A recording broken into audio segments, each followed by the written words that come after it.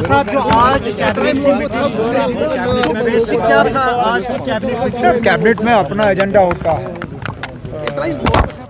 हमारे जो routine government के काम होते हैं उस हवाले से बात हुई, लेकिन जो मुझे लगता है सबसे मेन जो आज हमारा फैसला कैबिनेट में था वो एक सब कमेटी को कायम करने का जो फैसला था रिजर्वेशन के मामले को देखने के लिए। रिजर्वेशन को लेके बहुत सी बातें की जा रही हैं, परेशानियों का और शिकायतों का भी इज़हार हो रहा है। हमारे नौजवान खासकर ओपन कैटेगरी के उनको लगता है कि उनको अपना हक नहीं मिल रहा है, लेकिन उसके साथ साथ वो लोग जिनको रिजर्वेशन के दायरे में लाया गया है वो नहीं चाहते हैं कि उनके हक में कोई कमी हो। तो इसलिए आज कैबिनेट ने फैसला किया है कि एक सब कमेटी कायम की जाएगी। उस कैबिनेट सब कमेटी में 3 ऑनरेबल मिनिस्टर होंगे और उन्हें कैबिनेट ने ये कहा है कि वो एक होलिस्टिक व्यू इस रिजर्वेशन के मामले का लें, वो ये देखें कि अभी तक क्या हुआ है। हाल ही में जो सुप्रीम कोर्ट के इसमें आदेश हैं उनको लेके हम क्या हमने उनको जो है उससे आगे गए हैं या हम वहीं तक हैं, और आगे क्या फ़ैसले लिए जाने चाहिए ताकि किसी का हक जो है वो छीना ना जाए, लेकिन इंसाफ सबसे हो। तो इसके लिए कैबिनेट सब कमेटी अब बनाई गई है, उन्हें वक्त दिया गया है, वो अपना रिपोर्ट जो है कैबिनेट के सामने पेश करेंगे और उसके बाद हम कोई फैसला इसमें कर पाएंगे। उमर साहब, चूँकि माशाल्लाह 5 साल की गवर्नमेंट है लोगों की फलाह व बहबूद के लिए, अभी से कहेंगे कि 1 महीना हो गया क्या किया सरकार ने, ये मौजूद नहीं होगा, लेकिन एक बात ज़रूर पूछना चाहेंगे क्योंकि जो रेजोल्यूशन नेशनल कॉन्फ्रेंस का मंशूर में था इसी पर बुनियाद है, उसका किस तरह का रेस्पॉन्ड है गवर्नमेंट ऑफ इंडिया की तरफ से? दूसरा है उन पर छोड़ने की कोई बात हुई? प्रिजनर्स को छोड़ने के लिए चाहिए, क्योंकि फ़िलहाल security, policing, law and order ये मरकज़ी हुकूमत के दायरे इख्तियार में है, ये एलजी साहब संभालते हैं। लेकिन उसके बावजूद जहाँ कहीं हमने पुलिस की इंतज़ामिया से बात की है उनसे हमने कहा हुआ है कि इसको दोबारा से देखना होगा, खासकर जो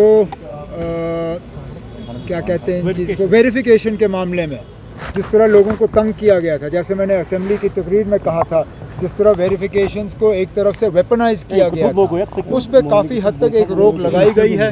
आगे भी इसमें थोड़ी और नरमी होगी, लेकिन जहाँ तक लोगों को जेल से छोड़ने की बात है उसके लिए पहले दिन से हम जम्मू कश्मीर को दोबारा रियासत का दर्जा दिलवाने में हम लगे हुए हैं, क्योंकि हमें मालूम है कि कुछ ऐसी चीज़ें जो लोग चाहते हैं उसमें कुछ प्रोग्रेस हो वो हम यूपी के ज़रिए नहीं कर सकते।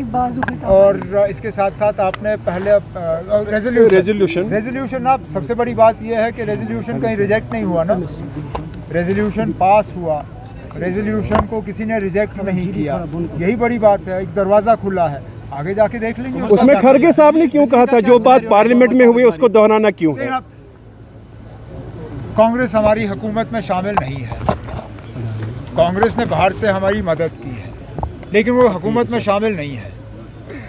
अब ये हुकूमत ने ये रेजोल्यूशन लाया है, इस रेजोल्यूशन को मां सिवाय बीजेपी के तमाम मेंबरों ने उस वक्त पास किया, उसमें कांग्रेस भी शामिल थी। अब जाहिर सी बात है कि महाराष्ट्र और झारखंड में जिस तरह बीजेपी ने कांग्रेस को निशाना बनाया, ये पहले तो उन लोगों को जवाब है जिन्होंने ये कहा कि इस रेजोल्यूशन में कुछ है नहीं।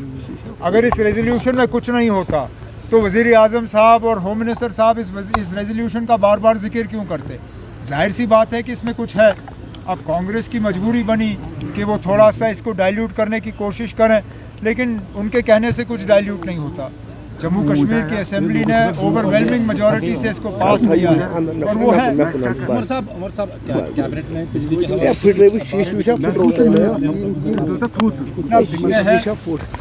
कैबिनेट ने तो पहले ही विंटर प्रिपरेशन का काम किया है।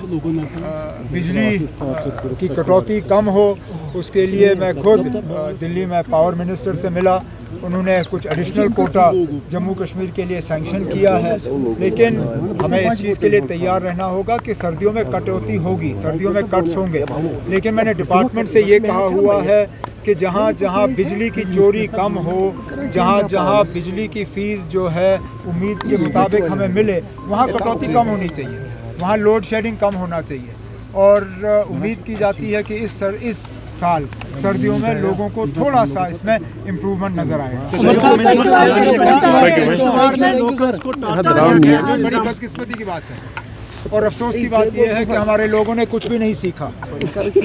ये पहला हादसा नहीं है ऐसा जबकि लोकल्स को किसी पुलिस कैंप में बुला के उनके साथ मारपीट नहीं हुई। ये तो अल्लाह का शुक्र है कि ये सारे जो हैं ये मतलब अपनी कीमती जानें नहीं गंवाई, नहीं तो इससे पहले हमने वो हादसे भी देखे जहां लोगों को पुलिस के कैंप में बुला के टॉर्चर करके वो अपनी कीमती जानें गंवाई।